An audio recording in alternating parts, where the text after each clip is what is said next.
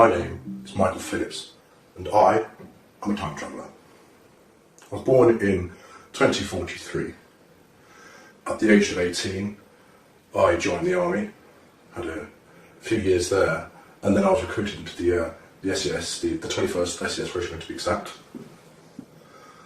We carried out a number of missions in countries that I'm not allowed to name because I've signed the Official Secrets Act.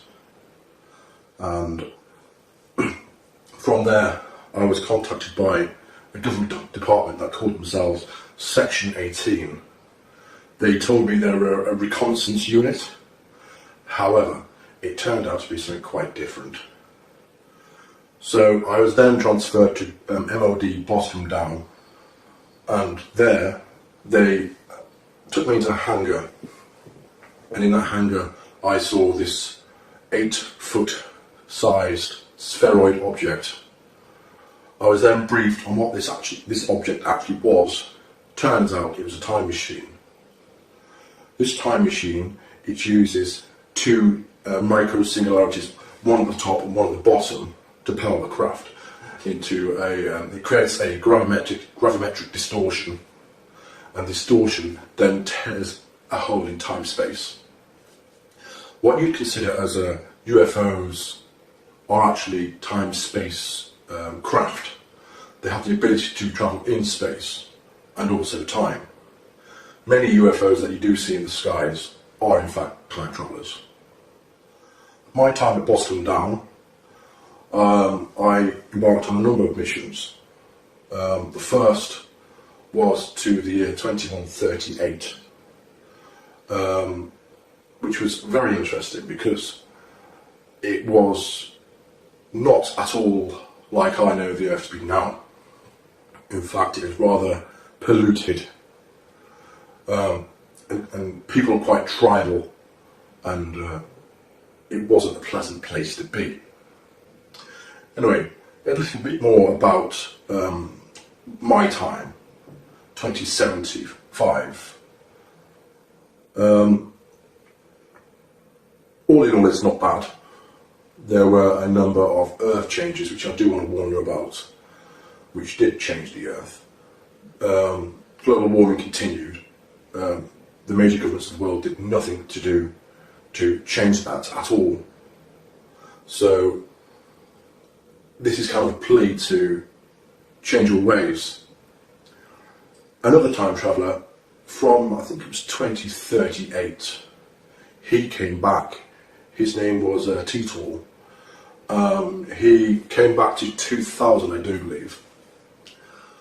And he thankfully stopped a civil war in America, which was supposed to kick off in 2008.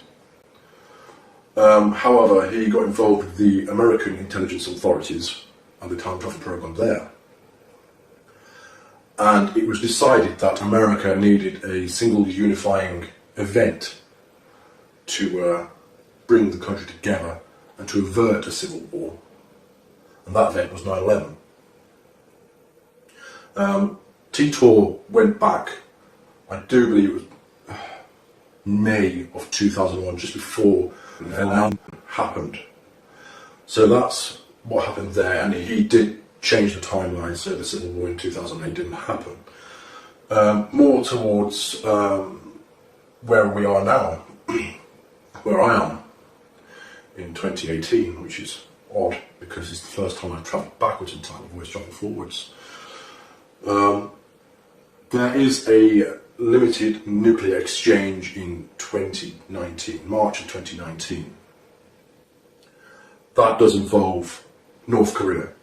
They attempt to launch a nuclear missile at Honolulu in Hawaii, and then the US responds with 2 cruise missile nuclear-laden missiles to Pyongyang and takes that out. So Kim Jong-un was no more at that point, and a lot of his government was taken out too. With the turmoil that ensued after that, World War III did start in 2020. It was a limited war though, thankfully. It only lasted 3 years. China and Russia were against the UK, America, and a few other countries. And all in all, it was a very fast but brutal war. Countless millions were killed. Nuclear weapons were used in a very limited capacity. Very limited, thankfully. Just battleground nuclear weapons. What else can I tell you? Oh yes, 2022, California, LA to be exact, is hit by what they term the big one. There was a very, very massive 10.2 magnitude earthquake there, which completely decimated the city. It actually cracked the fault line straight across California. As a result, California sits a good 10 feet lower than it used to. With rising sea levels, that did cause California and surrounding areas to be flooded and to no longer be habitable for people. People had to move out. What else can I tell you? Donald Trump, he clung to power for 2 terms, tried for 3. However, he was impeached and he was finally got rid of. Then you had Oprah Winfrey, believe it or not, try and run for the presidency. She was not successful. There was a man called Michael McIntosh who actually succeeded. I'm not sure if he's a name that's about at the moment, but that was in the mid to late 2020s. On the plus side, in the mid 2020s, we did land on Mars. We had the first man on Mars, which was good. It wasn't by NASA at all, it was by SpaceX and Elon Musk. They sent a number of missions up there in the early 2020s to prepare for the manned mission to Mars. By 2032, there was a lunar and Martian base. And towards when I was born in 2043, we were beginning to make commercial efforts to reach out to the solar system, to mine the asteroids and the moons of Jupiter for resources. So there are quite a lot of trillionaires in my time who own their own space stations, and they are very powerful people. You don't want to cross them. So a little bit more about the time travel project itself. As you can imagine, in my time, when I was born in 2043, up until I joined the program in 2075, there was a lot of money about. Trillions upon trillions upon trillions. I couldn't even guess how much money in the world or the solar system.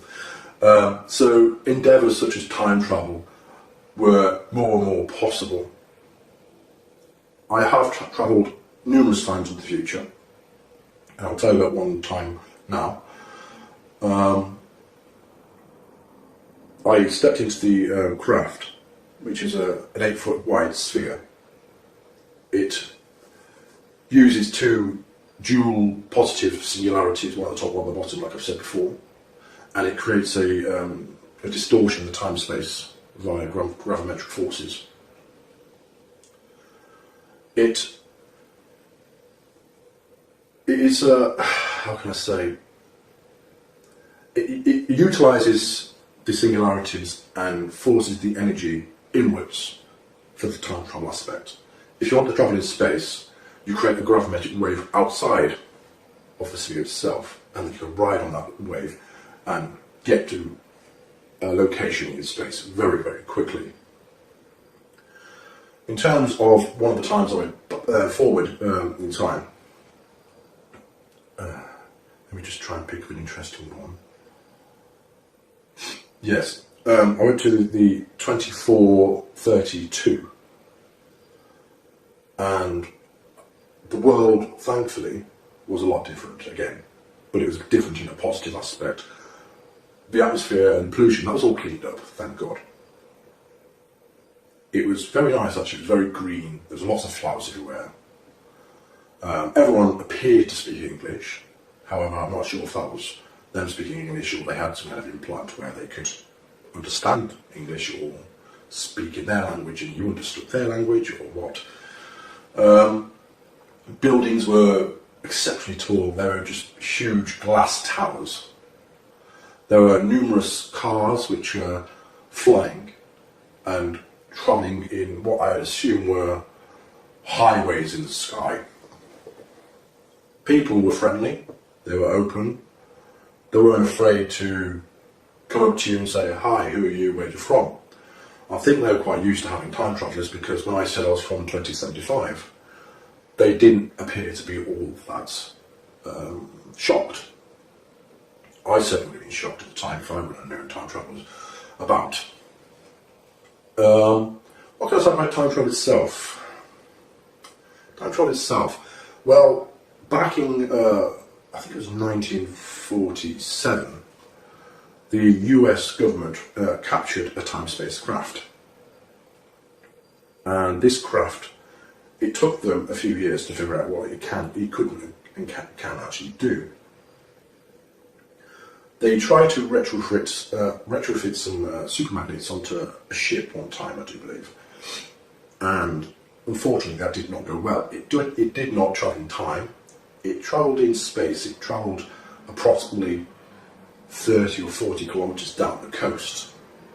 And when they did find this ship, this US Navy frigate, all the crew members were fused into the ship, and it wasn't a nice sight, so they hadn't quite perfected it back then. Officially, time travel was invented and perfected in 1975. There were a number of operatives who went backwards in time, mainly because they wished to try and change various historical events, such as World War II. However, they were not successful whatsoever. In fact, a lot of their efforts were making the changes and making what happened a lot worse. So if you've got any questions about what I've seen in the future, I think that you'd be more interested in that. I'd be more than happy to do another video and say, right, this is what's happened. Thank you.